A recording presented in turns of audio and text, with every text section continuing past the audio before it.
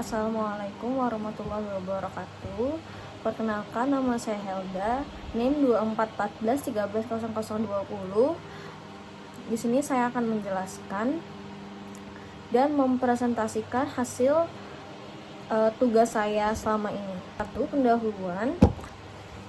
Wakaf merupakan salah satu instrumen penting dalam sistem ekonomi Islam yang telah berperan hingga sejak masa Rasulullah SAW hingga era modern. Wakaf tidak sekedar ibadah sosial, tetapi juga merupakan pembangunan umat bermanfaat jangka panjang. Pada masa klasik, wakaf banyak berbentuk masjid, sumur, dan lahan pertanian yang hasilnya digunakan untuk kepentingan rakyat. Dalam konteks kontemporer, kebutuhan masyarakat semakin kompleks hingga wakaf tidak lagi hanya berorientasi pada penggunaan langsung atau langsung dimanfaatkan, tetapi juga melalui model wakaf produktif yang menghasilkan keuntungan berkelanjutan. Transformasi ini merupakan bahwa wakaf dapat menjadi sumber pendapatan sosial yang berkelanjutan, menciptakan kesejahteraan ekonomi, memperkuat pendidikan, kesehatan, dan mengatasi kemiskinan. Wakaf produksi menjadi model yang relevan untuk menjawab tantangan zaman modern. Terus ada selanjutnya yaitu bab 2, definisi wakaf. Secara bahasa, waqf berarti menahan atau al-habsu atau berhenti atau alman. Secara istilah, para ulama berbeda redaksi tetapi memiliki makna serupa, menahan suatu harta dari perpindahan kepemilikan sambil menjadikan manfaatnya untuk kemaslahatan umat. Ulama Hanafi mendefinisikan wakaf sebagai menahan zat harta dengan tetap menjadi milik wakif, tetapi menjadikannya manfaat untuk kebajikan. Ulama Syafi'iyah memandang wakaf sebagai pelepasan hak kepemilikan secara total dari wakif kepada Allah hingga digunakan selamanya untuk kemaslahatan. Definisi kontemporer menekankan bahwa wakaf tidak harus terbatas pada tanah atau bangunan, tetapi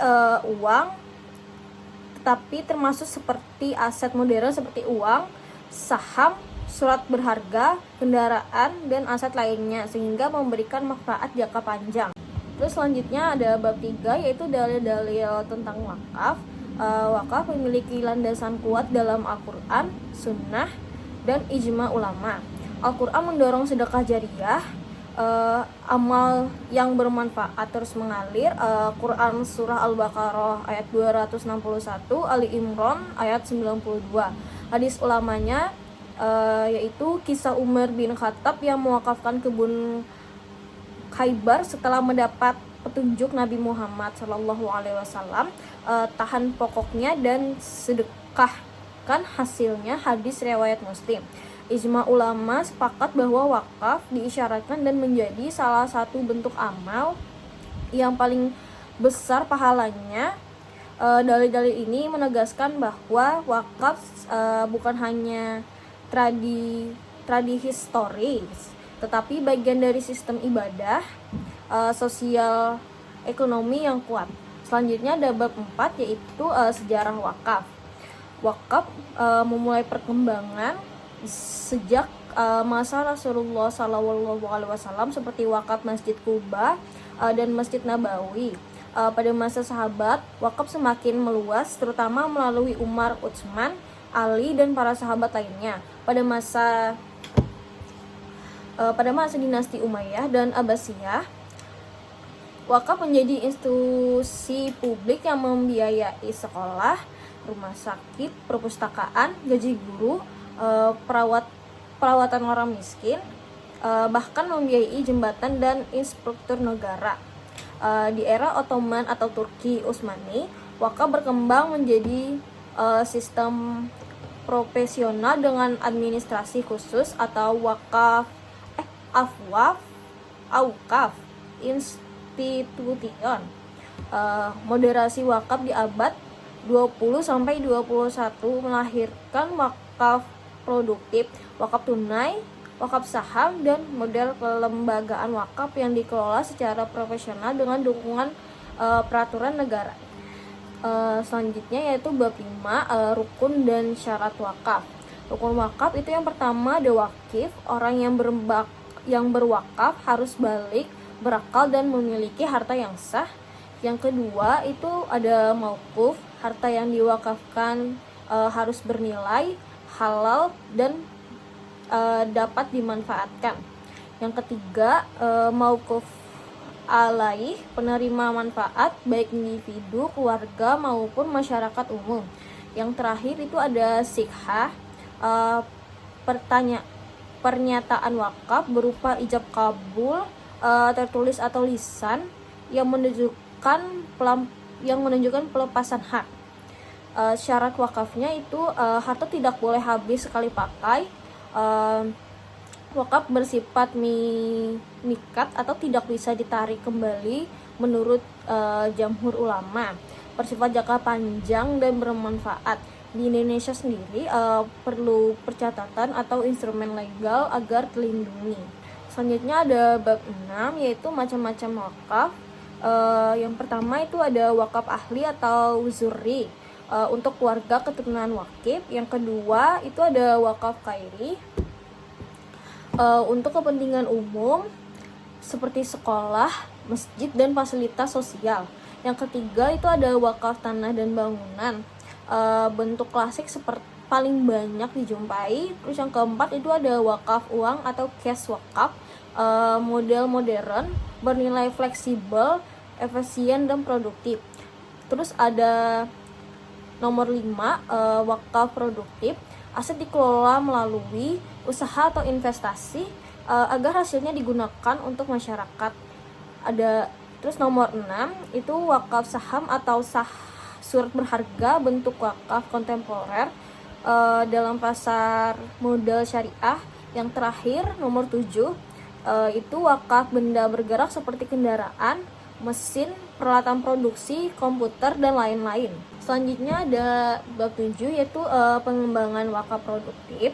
Pengembangan wakaf produktif bertujuan menjadikan aset wakaf tidak pasif, tetapi menghasilkan cash flow berkelanjutan mekanisme, membangun unit bisnis atau pertanian retail, peternakan, properti, investasi pada instrumen syariah atau deposito syariah, sukuk, reksadisme syariah, kerjasama mitraan atau musyarakah mudrahabah, pemanfaatan teknologi digital dalam kampanye wakaf produktif, memerlukan kajian khayalan, manajemen profesional, model bisnis jelas, dan resiko turut agar tidak merugikan aset wakaf.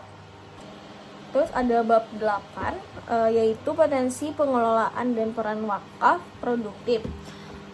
Potensi wakaf di Indonesia sangat besar karena jumlah umat Islam terbesar di dunia. Bila dikelola profesional, wakaf produktif berpotensi membiayai pendidikan gratis, membantu masyarakat kesehatan, mengurangi kemiskinan melalui pemerdayaan UMKM, terus ada menyediakan dana sosial dan membebani APBN.